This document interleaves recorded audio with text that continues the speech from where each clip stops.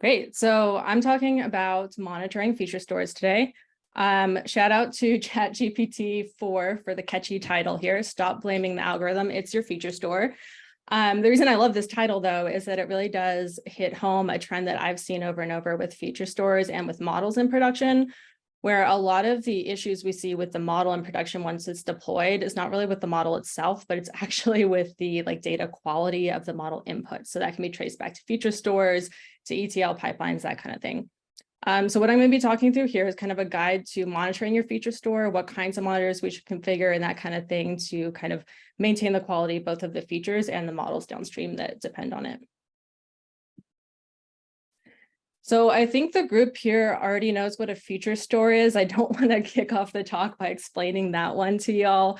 I think we're all caught up here. So instead, I'm just going to go ahead and dive right in and talk about what can go wrong with a feature and a feature store. What does feature failure look like? Across my experience as an ML engineer, data scientist, I've actually been on teams that are building feature stores. I've been on teams that put models into production. I've actually seen a lot of this stuff on my own teams. And so definitely speaking from experience here, I'm going to talk through 3 examples of just feature failure that I've seen, and then we'll talk to monitoring, and I'm going to bring it back home and talk about how we could have monitored in these situations to prevent this. And these are really common issues that I think people see in models in production across the board. So number one that's super common is vendor data shifting. So let's say you're a data scientist, you trained a model, and that model relies on data that maybe you're purchasing from a third party. Maybe you're even scraping this data. There's a lot of different ways to get rich data into your models. But if you're not generating the data, your team doesn't own the data, you're not able to really control if that data changes under your feet. So we've seen situations where that data will just shift. Maybe we're changing the data type. We decided that it could be a string instead of an integer. Those kinds of things are breaking changes that will break a model that depends on this data downstream. So it's definitely something that we want to be able to monitor for. Number 2 is statistical drift. So I'll get into a little bit more detail exactly what this is and metrics to evaluate it.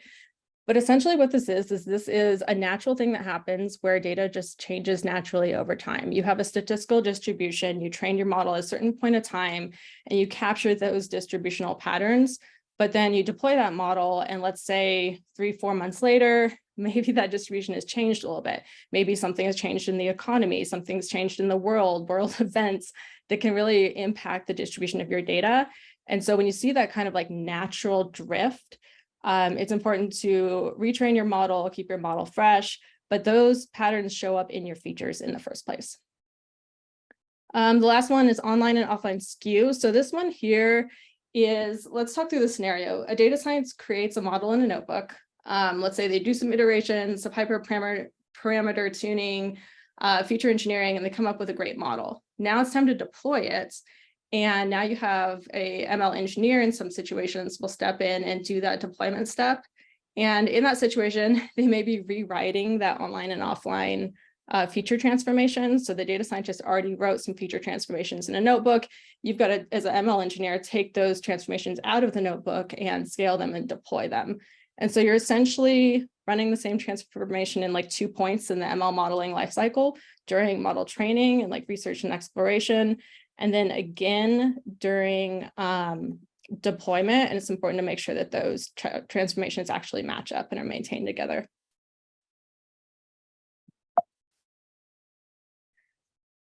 Great, so different types of monitoring. There's 3 kind of veins of monitoring here that I'll talk about. Where we're mostly focused right now is in the middle, the data monitoring, and a little bit to the right with machine learning. The first one I think is very familiar to any software engineer here. That's system and infrastructure monitoring. You wouldn't deploy software into production without solid monitoring on that. And that same kind of concept applies to your data pipelines and your actual models once they're deployed and part of working software. The difference, though, is that you've got different people involved across this pipeline, and usually different tools, different needs, different tech stacks. So starting with systems and infrastructure, you may have a DevOps engineer, a software engineer that owns that. They will tell us that MLOps is just DevOps for machine learning. It really is. Then you'll have a data engineer that's maintaining quality of data pipelines, and you'll have the ML engineer who's responsible for maintaining the model itself. So the interesting thing here, and something that I actually get asked often, is let's say you're already on the end of the funnel and you're doing machine learning monitoring. You're monitoring your model inputs and outputs together as a model and looking at how those drift and move together. Do we need the data monitoring upstream? And my answer to that is yes, definitely. I think there's a lot of value in having monitoring at every piece in the life cycle that the data travels through, so you can really pinpoint and root cause an issue with your data. So even if you have like a good monitoring solution around like your machine learning models, your software systems and infrastructure, layering in some additional quality monitoring into your feature store is kind of a no-brainer, because that way you can like catch issues with your data upstream before it really impacts those like downstream systems, which would be like your machine learning models. Cool. So I thought a good way to kind of present this would be to walk through a day in the life of a feature. What is the life cycle that a feature goes through? So starting on the left here, you're looking at your raw data. This can come from different sources. It could be streaming data that's collected in real time, could be the vendor open source data that I mentioned, maybe your web scraping, purchasing data, or it could be internal databases. This could be a database that a different team owns that you're trying to access some data, or it could be a database that you own. So the first step here is really to like collect a bunch of raw data. The next step is data cleaning. This is typically data scientists, data engineers doing this type of work. They're really cleaning, pre-processing that data for a machine learning project. Then you go into feature engineering. This is where we're actually making the feature. The feature is born in this step. So this is really the beginning of their life cycle, but there's still that upstream kind of raw data that it's dependent on, and the quality of the feature itself is also going to be dependent on that upstream data. So feature engineering is, again, I'm not going to go into depth here because I think we all know, but we're essentially applying transformations to this data to create features that will be useful in a machine learning model. And that looks different depending on like if you're doing deep learning, like LLMs, there's definitely some different kind of data processing steps here, but essentially you're kind of creating features that are going to be used in a machine learning model, both pre and post production. Most people are dumping that into a feature store, very good idea. And then there might be a second feature engineering step here. This one I see is actually quite common, where you already have some features in your feature store, but for a specific team or modeling use case that's drawing on that feature, they might apply additional transformations. So you might have different kind of transformations being applied to your features as they come out of the feature store and get used in these different use cases. Then the features get used across some different kind of steps in the modeling lifecycle here. So definitely useful to tinker with them in like a research and experimental phase of a project, seeing what features are valuable in your modeling project. That's going to be useful in model training. This can be like initial training and testing models against each other. It could be like an automated retraining cycle.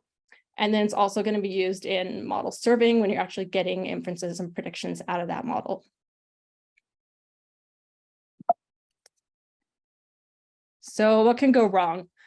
And really, where should we monitor this feature? So my answer to this is we should monitor it every step that we can, because it really helps put together a picture of root cause, exactly where the breaking points are. But there's a lot we can do within the feature store, which I'll get into. So first place where things can go wrong is that data shifts. You can have changes in your raw data. The second one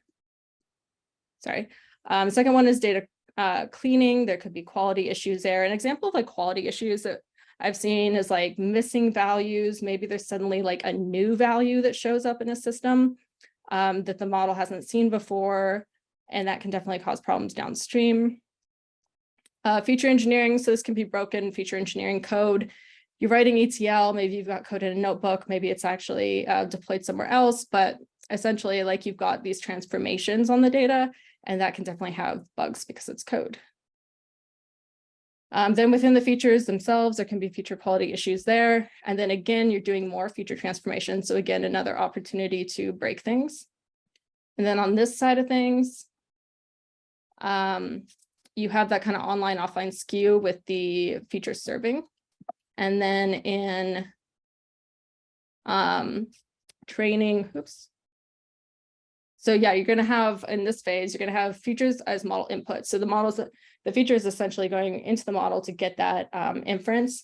So you're going to have like training and serving skew, online, offline skew. The difference here is so like training and serving is like your feature look different when you train the model than when you're actually trying to serve it and get a prediction. And so that's going to cause some discrepancies in your model quality. Online, offline is like you've got an online feature store, offline features. Maybe there's some features that you're able to like pre-compute before inference time, because obviously if you don't have to put something in your critical path, don't do it. So feature serving, we like to keep like really lean. So anything you can pre-compute is important there. You want to make sure those will always line up. Great, so that is everything that can go wrong. But wait, so here's kind of the challenge. If you own a feature store, if you're working on a feature store, you don't necessarily like own that upstream data. You may not even own the infrastructure for like the model deployment. And so how do we get like that end-to-end monitoring that I'm always advocating for, monitoring for the data in every step of that machine learning lifecycle? It's actually very hard to do because this is typically going to cross like multiple teams. So as like a feature store team and someone who owns a feature store, what I want to do here is I want to set up monitors that are going to give me like the most coverage as possible. I want to make sure that I can like preemptively detect issues so that my like downstream customers, the models that depend on my system, are going to be kept healthy, and I can like mitigate any issues with my features that those systems are dependent on. And I also want like a little bit of coverage on like the upstream data issue. Like I do want to trust my other teams to be monitoring really well. And for the most part, like I have seen people monitor that data very well, but they're not necessarily monitoring it for my use case specifically. So they might not like have full coverage of every issue that could really impact me as a customer to that data. So being able to set up my own monitoring across my feature store, super valuable. But the question is, what monitors should I really set up?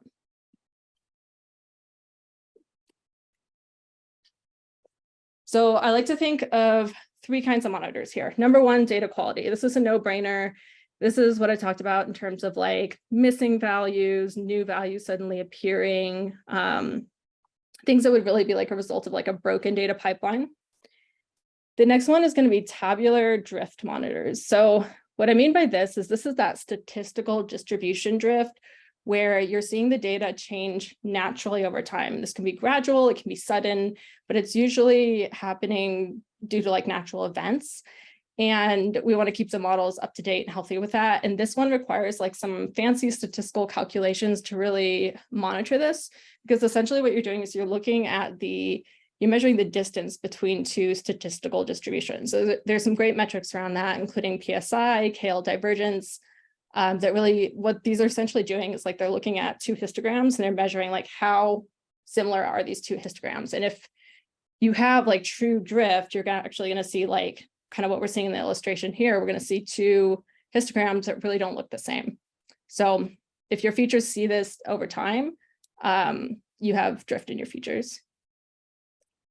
So the last one is embedding drift monitors. And this is really interesting because this is important for deep learning, but it's also really important for like the LLM use case, which we're seeing so much of these days. This is really a popular thing to be building right now. It's definitely the buzzy thing. So if you're working with like generative AI, the question is like, how do I even like monitor a system like that? It's really hard. And the reason it's hard there is like your data is not tabular. Thinking about monitoring like a tabular feature, like, I don't know, a feature like credit score, or maybe like income, like those kind of like strong tabular features, it's very easy to just visualize in the 2D and monitor for like data quality and drift.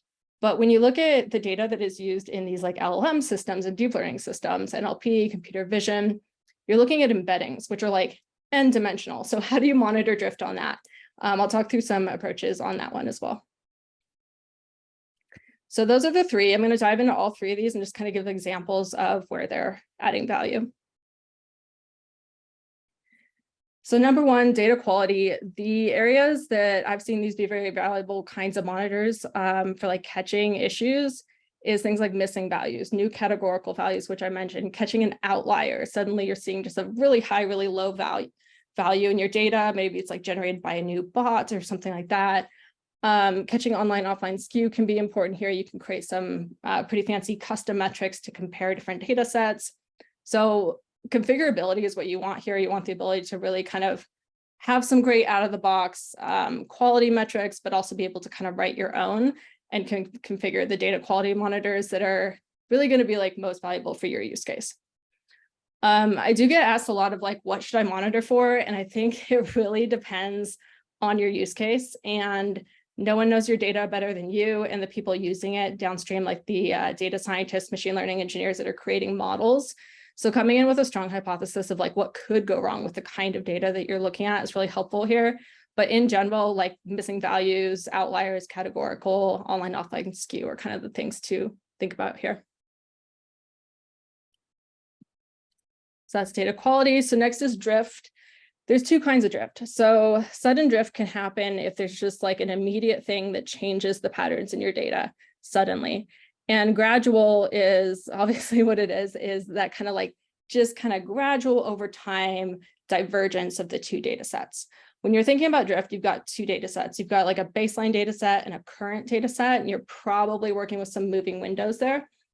And you want to be able to catch both of these, like the sudden and the gradual. The sudden drift could be like an immediate issue with like data pipelines breaking. It could be like an immediate like event, like something like COVID, I think would suddenly change a lot of data patterns naturally. Gradual drift can just be like things kind of change slowly over time. And you also want to be able to detect that, but it might not require that kind of sudden immediate response to it. But this is all an art in like choosing your baseline data set. One of these distributions that's used as the baseline for comparison, and then the current one. And what I've seen work really well here is training data versus production data if you're looking at the model downstream. But if you're looking at just the feature and you're not tying it to the model itself, what is really useful here is going to be just like a moving window. What was last month versus this month? What was last week versus this week? And being able to track those over time to catch both kinds of drifts is definitely the recommendation here. I think one point to note is like the difference between monitoring a feature store and a model. So the model, you're monitoring the model inputs and outputs together. So you're already monitoring some of these features with the model output. And that's very valuable because if there's an issue with your model outputs, you're able to tie that back directly to any issue with the feature. But when you're doing that, you're already kind of downstream of any feature issue. So when you're monitoring upstream as well, just on the feature store, and you're not correlating it to the model output, because there's probably a lot of models, honestly, that are depending on those features, you're able to kind of like preemptively catch stuff before the data scientists have to look for a problem there. I know we're running out of time. So really quickly, this is the embedding monitoring approach. So you're now in the ND dimension, you're looking at monitoring unstructured data, text data, computer vision data. Essentially, the way to approach this one is you create these kind of representations of the data through embeddings, and then you're monitoring the embeddings themselves. So the way to monitor drift in an embedding would be to look at like Euclidean distance, cosine similarity. You've essentially reflected your data into 3D latent space here, and you can identify like natural clusters of things. So you'd be able to see like if there was sudden drift, gradual drift, if there was like a whole new cluster that appeared in a visualization like this. The way to detect that would be comparing the distance of the clusters from each other and monitoring that over time. So that can be done actually really simply with like cosine similarity and Euclidean distance metrics on this kind of data.